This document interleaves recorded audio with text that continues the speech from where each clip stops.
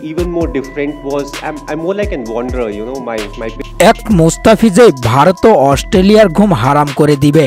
হঠাৎ মুস্তাফিজকে নিয়ে লাইভে বোমা ফাটালেন মহেন্দ্র সিং ধোনি। হ্যাঁ দর্শক, বিস্তারিত জানতে ভিডিওটি না টেনে সম্পূর্ণ দেখতে থাকুন।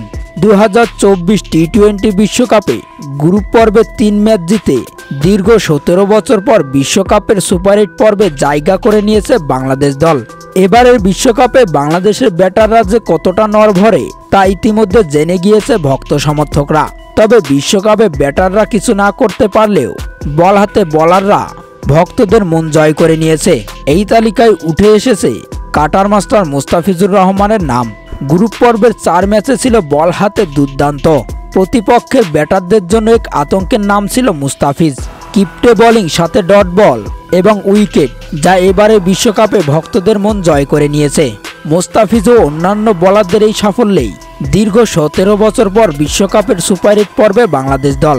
আগামী 21শে জুন অস্ট্রেলিয়ার বিপক্ষে ম্যাচ দিয়ে সুপার 8 পর্বের যাত্রা শুরু করবে বাংলাদেশ এবং দ্বিতীয় ম্যাচে শক্তিশালী ভারতের মুখোমুখি হবে টাইগাররা।